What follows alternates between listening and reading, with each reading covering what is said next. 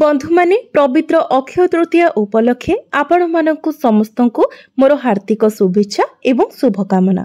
आपणकर जदि मिथुन राशि होई थाए तो आजिर एही भिडियोटी को आपण थरे मात्र शेष पर्यंत निश्चय देखंतु, कारण मिथुन राशिर व्यक्ति विशेष मानकर जीवन एही पवित्र अक्षय तृतीया परठारु बदलिबाकु जाउछि।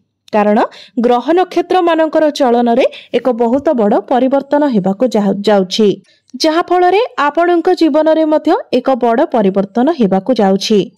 बंधु माने एही अक्षय तृतीया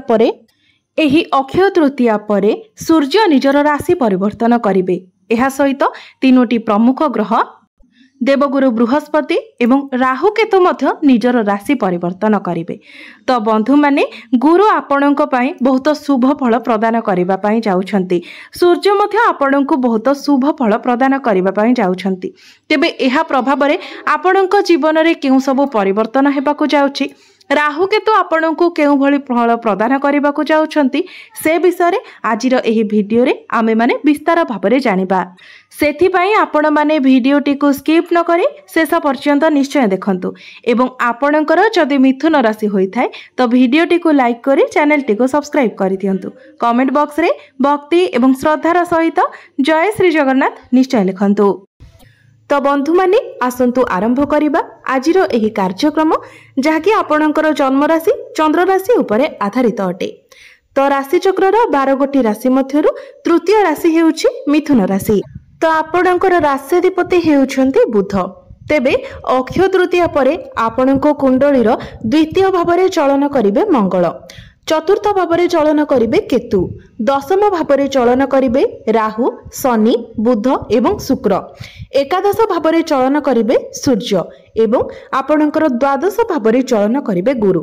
तेबे 15 मई को सूर्य एवं गुरु निजर राशि परिवर्तन करिवे। सूर्य आपणकर द्वादश भाव को चलन करिवे एवं गुरु आपणकर प्रथम भाव को चलन करिवे। एहा सहित 18 मई को राहु आपणकर नवम भाव को चलन करिवे एवं केतु आपणकर तृतीय भाव को चलन करिवे। तो सर्वप्रथमे आसंतु जानि नेबा एही अक्षय तृतीया परे आपणकर स्वास्थ्य किपरि रहिबो। तेबे कुंडलीर प्रथम भावटी होई थाए आपणक स्वास्थ्यर भाव, इम्यूनिटी सिस्टम रो भाव एवं आपणकर प्रथम भावर अधिपति हेउछंती बुध। बुध आपणकर दशम भावरे विराजमान अछंती।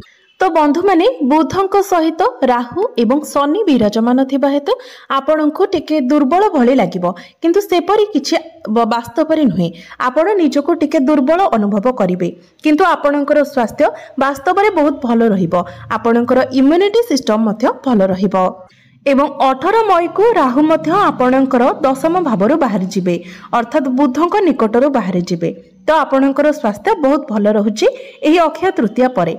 एबे आसंतु जानिबा विद्यार्थी मानक पई किपरि रहिबो एही अक्षय तृतीया परर समय। तो कुंडलीर पंचम भावटी होई थाए आपणकर शिक्षार भाव। आपणक पंचम भावर अधिपति हेउछंती शुक्र। शुक्र आपणकर दशम भावरे उच्चस्थ अछंती। सूर्यंकर दृष्टि मध्य 15 मई पर्यंत आपणकर पंचम भाव उपरे रहुछि। तो पाठ पढ़ारे आपणक मध्यरे कॉन्फिडेंस लेवल बढ़िबो। पाठ पढ़ारे आपण फोकस करि परिबे। आपणक मध्यरे आत्मविश्वास रहिबो, कारण गुरुंकर दृष्टि मध्य आपणकर पंचम भाव उपरको रहुछि। 15 मई परे गुरु जेतेबेले आपणकर प्रथम भाव को आसीबे तो गुरुंकर दृष्टि आपणकर पंचम भाव उपरे रहिबो। पंचम दृष्टि रे गुरु आपणकर पंचम भाव को देखिबे। तो 15 मई परे पाठ पढ़ारे आपणको अधिक शुभ फल देखिबाको मिलिबो। आपण जदि कोनोसी एडमिशन करिबा पई चाहुछंती, किछि फॉर्म फिलअप करिबा पई चाहुछंती, तो 15 मई परे आपणको पई समय अधिक भलो रहिबो एवं 15 मई परे जदि आपणकर किछि एग्जाम अछि तो सेथिरे मध्य आपणको अधिक शुभ फल प्राप्ति हेबो। एबे आसंतु जानिबा आपणकर प्रेम जीवन किपरि रहिबो एही पवित्र अक्षय तृतीया परे। तो बंधु माने कुंडलीर पंचम भावटी आपणकर शिक्षार भाव हेबा सहित पंचम भावटी मध्य होई थाए आपणकर प्रेम जीवनर भाव। तो आपणक पंचम भावर अधिपति हेउछंती शुक्र। शुक्र आपणकर दशम भावरे अछंती। आपणकर प्रथम भावर अधिपति हेउछंती बुध एवं बुध मध्य आपणकर दशम भावरे अछंती। तो प्रथम भावर अधिपति एवं पंचम भावर अधिपति एकत्र अछंती, जहा फल रे यह आपणकर प्रेम जीवन पाई बहुत शुभ अटे। तो बंधु माने दशम भावटी होता है आपणकर कार्य क्षेत्र भाव। तो आपण जदि निजर कार्य क्षेत्र में कौन लव रिलेशनशिप रे अछंती तो ता आपणक पाई अधिक शुभ रहिबो। जदि आपणकर सेमिति किछि रिलेशन का सहित नाही तो होई पारे एही समय मध्यरे आपणकर एक प्रेम जीवन आरंभ होई पारे, जहाँकि आपणकर कौनसी सहकर्मी किंबा आपणकर कार्य क्षेत्रर कौनसी व्यक्तिंक सहित होई पारे। तो प्रेम जीवन आपणकर अक्षय तृतीया परे बहुत भल रहिबो। पूर्वरु जदि आपणक मध्यरे कौनसी प्रकारर समस्या थिला किंबा कथावार्ता बंद हो जायतिला तेबे एहार मध्य समाधान होई जिवो। तेबे 18 मई पर्यंत आपणको गोटिए कथार ध्यान रखिबार अछि जे जेमिति छोट छोट कथा को आपण बड़ घटना रे परिणत न करंती। अर्थात जदि किछि छोट छोट कथा आसुची तो ताको अवॉइड करि दियंतु, नले एई छोट कथा को जदि आपण धरि बसंती तो आपणको प्रेम जीवन रे समस्या सृष्टि करि पारे। कारण बुध एवं शुक्रଙ୍କ सहित राहु एवं शनि मध्य विराजमान अछंती। तो आपण एही कथार ध्यान रखंतु। एबे आसंतु जानिबा आपणकर वैवाहिक जीवन किपरि रहिबो एही पवित्र अक्षय तृतीया परे। तो बंधु माने कुंडलीर सप्तम भावटी होइथाय आपणकर वैवाहिक जीवनर भाव। आपणकर सप्तम भावर अधिपति हेउछंती देवगुरु बृहस्पति, जे कि आपणकर द्वादश भावरे अछंती। मात्र आपणक पई खुशीर कथा हेउछि 15 मई को गुरु आपणकर प्रथम भाव को चलन करिवे एवं प्रथम भावरे रही आपणकर सप्तम भाव को देखिबे। बंधु माने द्वादश घरटी को कुंडली रे भल बोली माना जाय न थाए। जेतेबेले आपणकर सप्तम भावर अधिपति द्वादश भावरे गोचर करिथांती तो एहार प्रभाव रे आपणकर वैवाहिक जीवन रे किछि समस्या सृष्टि होइथाय, नचेत आपणक जीवन साथींकर स्वास्थ्य रे समस्या देखा देइथाय। तो जदि आपणकर वैवाहिक जीवन रे किछि समस्या थिला किंबा आपणक लाइफ पार्टनर हेल्थ रे किछि इश्यू थिला तो 15 मई परे से सब रे आपण सुधार देखिबा को पाइबे। 15 मई ठारू आपणकर वैवाहिक जीवन पाई शुभ समय आरंभ होई जिवो। आपणकर वैवाहिक जीवन सुखमय हेबो। आपणकर जीवन साथींकर स्वास्थ्य रे मध्य सुधार आसीबो एवं करियर रे मध्य उन्नति हेबो। एबे आसंतु जानिबा सबुठारु गुरुत्वपूर्ण विषय वस्तु आपणकर भाग्य, करियर एवं व्यापार वाणिज्यर स्थिति किपरि रहिबो एई पवित्र अक्षय तृतीया परे। तो बंधु माने कुंडलीर नवम भावटी होइथाय आपणक भाग्यर भाव। तो आपणक नवम भाव अर्थात भाग्य भावर अधिपति हेउछंती शनि। शनि आपणकर दशम भावरे विराजमान अछंती। यह व्यतीत 18 मई को राहु आपणकर भाग्य स्थान रे गोचर करिवे। 1.5 वर्ष पर्यंत राहु आपणकर भाग्य स्थान रे रहिबे। तेबे राहुंकर आपणकर नवम भावरे गोचर फल रे प्रत्येक कार्य रे आपणको टिके विलंब हेबो। तेबे एथिपाई आपण किछि प्रतिकार निश्चित भावरे पालन करंतु। प्रतिकार आमे वीडियो शेष रे जानिबा। तेबे राहुंको पाई विशेष करी आपण प्रत्येक दिन पक्षी माननकु किछि खाइबा को दियंतु। अन्य प्रतिकार गुडी को आमे वीडियो शेष रे जानिबा। तो बंधु माने राहु आपणकर जे पर्यंत नवम भावरे रहिबे से पर्यंत आपण तरबरिया भावरे कोनोसी कार्य करंतु नाही। जदि आपण तरबरिया भावरे कोनोसी कार्य करंती तो सेही कार्य रे आपणको अधिक विलंब हेबो। जदि आपण भाबी चिंती प्लानिंग करिकि कार्य करंती तो अल्प विलंब हेले मध्य आपणकर कार्य किंतु संपूर्ण हेबो, किंतु तरबरिया भावरे कले सेही कार्य रे आपणको बहुत अधिक विलंब हेबो। जदि कोनोसी व्यक्तिंकर जन्म कुंडलीर नवम भावरे मध्य जदि राहु थांती तो पितृदोषर निर्माण होइथाय। तो बंधु माने जे पर्यंत राहु आपणकर नवम भावरे रहिबे तो आपणको कुंडली रे पितृदोषर निर्माण हेबो। तो से आपण चेष्टा करंतु आपणक ठारू छोट हुअंतु किंबा बड़ हुअंतु प्रत्येक व्यक्तिंक सहित आपण सुसंपर्क रखिबा पई।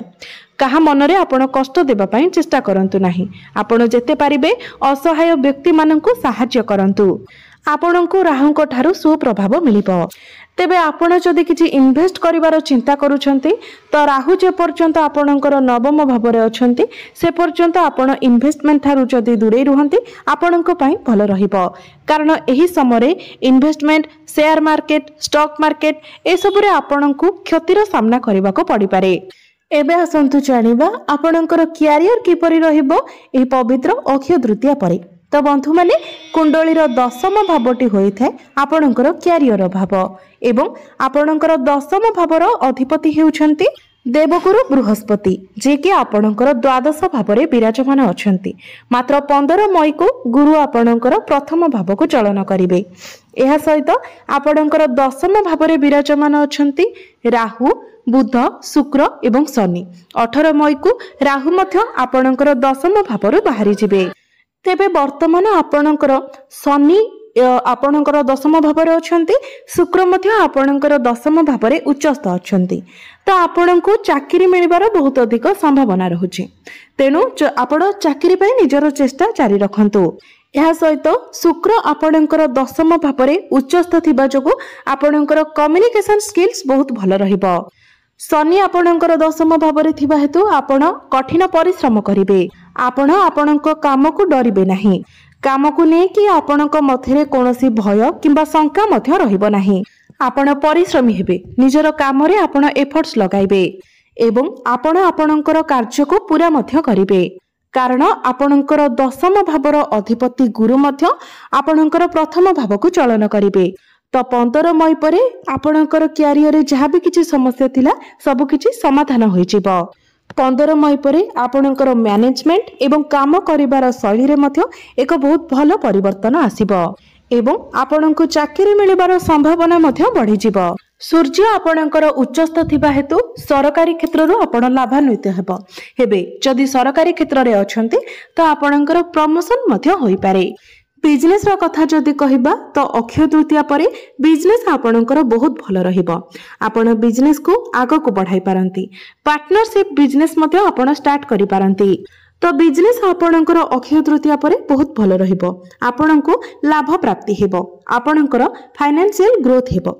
तो बंधु माने एबे आसंतु जानि नेबा किछि प्रतिकार विषय रे।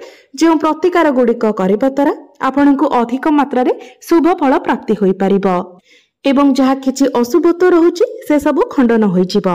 सेथिपाई प्रत्येक दिन आपण प्रभु गणेशंकर पूजार्चना करंतु। प्रत्येक दिन गायत्री मंत्र 108 थर जप करंतु। प्रत्येक दिन बुधंकर बीज मंत्र मध्य 108 थर जप करंतु। प्रत्येक दिन हनुमान चालीसार मध्य पाठ करंतु। तो बंधु माने आपणकर जीवन मंगलमय हेउ, एहा ही ईश्वरंक निकटरे मोर प्रार्थना।